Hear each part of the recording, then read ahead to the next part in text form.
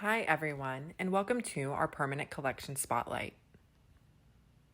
In this video, we will spotlight a mixed media installation by the artist Randy Gachet.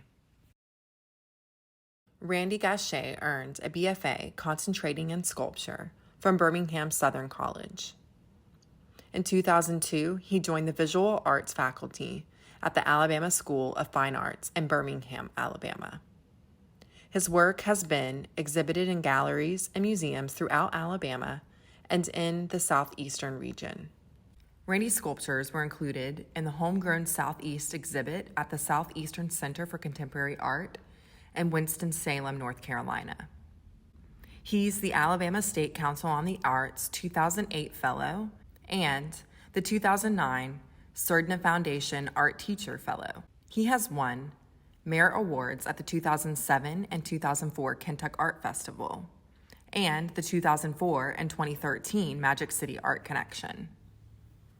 Among other accomplishments, Randy received the Spirit of the South Award from the 2004 Art with a Southern Draw juried exhibition at the University of Mobile, and a Merit Award from the 7th Biennial of Contemporary Southern Art at the Huntsville Museum of Art. His work can be found in the collections of the Huntsville Museum of Art, the Wiregrass Museum of Art, the University of Alabama Comprehensive Cancer Center, and the Southern Environmental Center at Birmingham Southern College, as well as in private collections across the country. We are excited to present Randy Gachet. Please listen as he speaks about his work in WMA's collection. The cloud form, which again, kind of relating to, I guess, the atmosphere and trying to make a connection with that earlier piece and sort of that idea of, CO2, climate change, and relating that to, our reliance on the automobile and where that material kind of comes from and revisiting that. So that sort of idea. And then also with some of the other pieces and kind of an all like continuing concern is relating to the landscape with sculpture, which is not, necessarily traditional or an easy necessarily concept, I guess. Painting traditionally can address that pretty readily. And so just kind of a way to sort of bring kind of this idea of the landscape and dealing with a lot, activating space instead of just occupying space. So formally, those are some things I was concerned with the piece. And then, kind of something that was accessible and also kind of interactive with viewers as they come into the space. Getting to the atrium was very challenging, kind of figuring out what kind of structure was there to support the piece.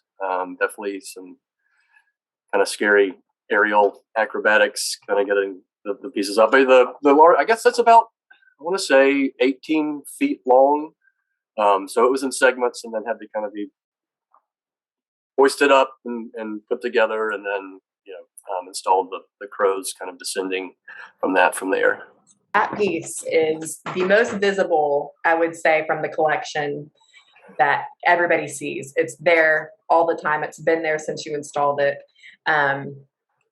And so it's the first thing that people see when they come in the front doors.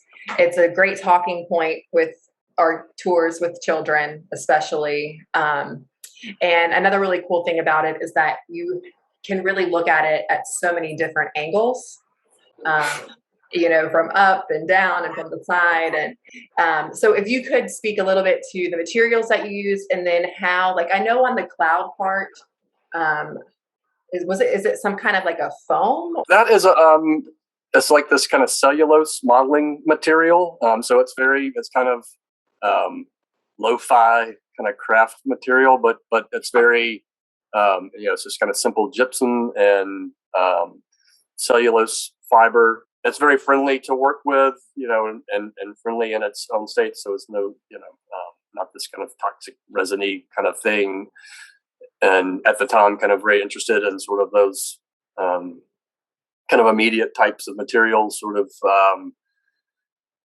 sidestepping or being interested in things outside of the more kind of conventional or traditional permanent type materials that usually we associate with sculpting and sculpture. And then I really liked the wire form, and that idea. I had used that. It's basically this material called remesh, and it's used to reinforce like concrete slabs and such. But I was really interested in the grid form of it, and then being able to start to manipulate. So by bending, the grid becomes warped or changes shape, and then by kind of learning control of that, I made sort of figurative elements. I did a series of like these large alligators because truckers kind of call like the big old strips of tire road gators, and kind of played with that a little bit. But this kind of interesting material for me as far as an armature.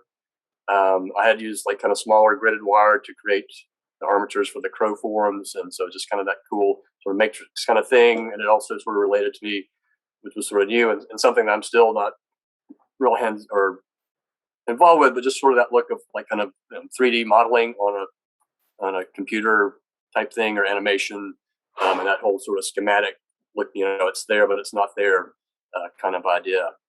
And then sort of the start of the piece or whatever, the real element are the crows, the crow sculptures, which are formed from a wire. Again, sort of a similar type process of modeling the wire to create the form. And then I use strips of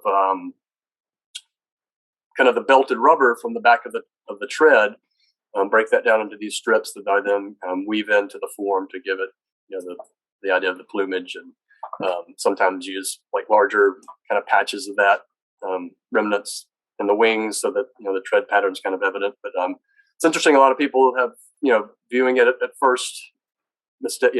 Is that burnt wood? And I really have always enjoyed sort of that discovery for the viewer of like, what is this material? And so doing a lot of driving around the area, the interstate, and I had this interest in crows for a long time. That kind of came from an early fascination and like kind of Native American culture and mythology, folklore, and just powerful kind of image and presence. And so I noticed a lot of crows, early morning driving, and then I started to see this material, the material kind of caught my eye on the shoulder, and every now and then I would find this little piece that was kind of upturned with the belt sort of exposed, and the sort of kind of the spread kind of finger wings, if you will, of the crow. And just kept seeing that until the point where this one day pulled over and threw a bunch in the back of the truck and started playing around with it, and that's kind of where that idea evolved. And then there was still that kind of cool connection of my brother's scavengers out on the highway collecting our material. We appreciate you coming and speaking with us today. And yeah, thanks so much.